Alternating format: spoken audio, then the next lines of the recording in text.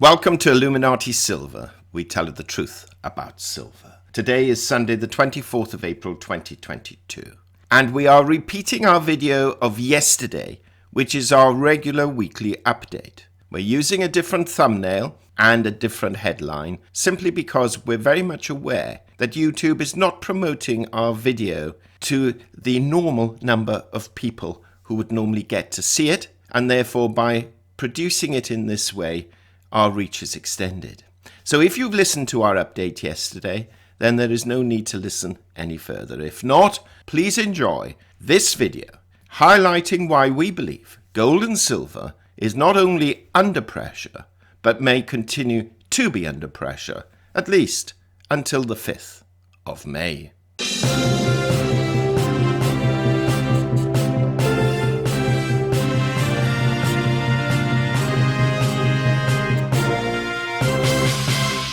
Okay, looking at precious metals first. Gold fell $43 last week, falling from $1,975 to $1,932, having hit a high of $1,998, just $2 short of $2,000, and a low of $1,927, a fall for the week of 2.2%. Now in sterling terms, gold finished the week at £1,506, down £6, and in euros it closed at €1,789. That's down a significant €36. Now silver performed worse. It fell $1.51, falling from $25.68 to $24.17, having hit a high of $26.23 and a low of $24.06, a fall of nearly 6%. In sterling terms, it closed at £18.84, that's down 82 pence, or 0.8 of a pound. And in euros, it closed at 22.40 euros, that's down 1.35 euros. Now obviously, it'll become as no surprise, the gold-to-silver ratio went up, and it rose from 76.9 to 1 to 79.9 to 1, a full 3 points.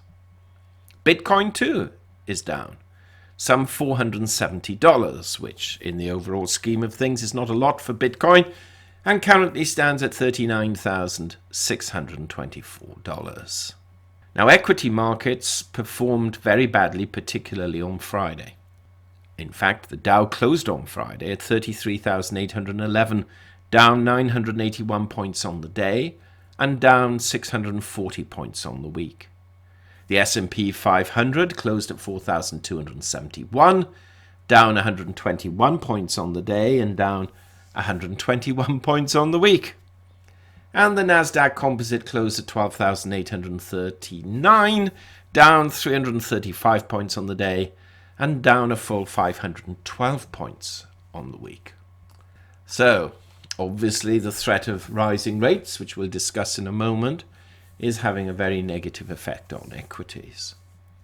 Looking at oils, slightly good news, if we can call it that.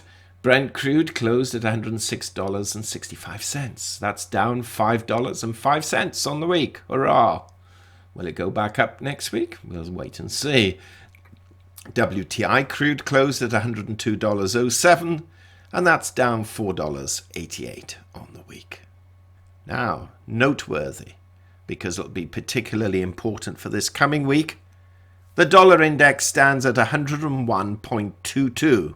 That's up 0.72 on the week. Do you remember it was not that long ago when the dollar index was at 95? And the so-called experts on YouTube were telling you it's going down, it's going to crash.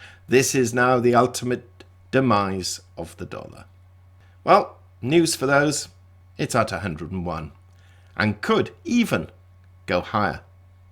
We concluded last week's video with the following forecast. Quote, we expect to see gold trading between 1940 and 2025, with 1900 to 2060, that's 2060, as outliers. We see silver trading between 2475 and 26, and 2425 and 2675 as outliers. We were a little bit too bullish, really. for gold and silver for last week. Gold initially opened up on the week as we anticipated, but then from midday on Monday really continued to fall, attempting some very weak recoveries, but failing. In fact, it was rather disappointing. We actually produced a video on Thursday, and we've provided a link below highlighting that we anticipated that gold and silver would continue to fall towards the end of the week, which it did. We have to admit that we did expect a fall in gold and silver prices prior to May the 5th, but we did anticipate that it would happen this coming week rather than this past week. So the markets have really foreshadowed what's going to happen earlier than even we anticipated. Why? Well, there was some tough talk by Fed Chair Jerome Powell this week to the IMF about inflation and what the Fed is going to do to tackle it. So much so that some commentators now believe that the Fed may actually raise rates by 0.5% on the 5th of May rather than the 0.25% anticipated. This is why we're seeing such a headwind developing for gold and silver prices. Now, gold trading within our outlier range, but remained some $27 above our potential low and rested some $32 above it at the close. There was, in fact, a difference of some $61 between gold's high and low. Looking at silver, like gold, it began the week positively, but also continued to fall back quite aggressively from Tuesday onwards, so there was a delay of an extra day. For a brief time, it entered our outlier range to the upside, but that was very brief, and then closed just below the bottom of our outlier range to the downside. The difference between its high and low was $2.17, the highest difference it's been for some time, and closed just 11 cents above its week's low. With the dollar index well above 100 and rising above 101, and analysts predicting a 0.5% interest rate rise in less than 2 weeks, we should not therefore be surprised to see precious metal prices dip. What is interesting though, and we should all be mindful of this, equities, precious metals and cryptocurrencies were all down this past week. Now, economic data announced last week was broadly in line with expectations. In fact, to be fair, more slightly positive than negative, save the Philadelphia Fed Manufacturing Survey, which was down 4 points compared with expectations.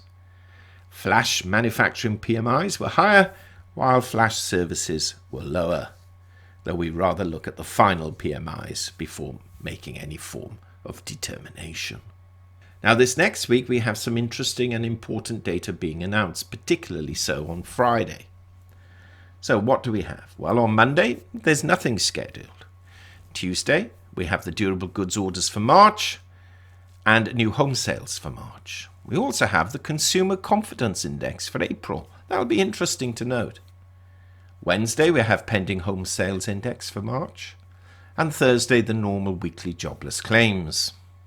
They were a little bit disappointing last Thursday, so it'll be interesting to see whether that trend continues this week. But Friday is the day. We have the PCE price index for March and year over year. We have the nominal personal income for March, nominal and real consumer spending for March, and we have the UMich Consumer Sentiment Index for April. So Friday is where analysts' attention will be focused and will probably be a significant determinant as to whether the US will see a 0.5% or a 0.25% interest rate increase. There are some commentators saying that perhaps the markets are anticipating too much. We'll judge that closer to the time. Now, going back to gold and silver, how do they look technically?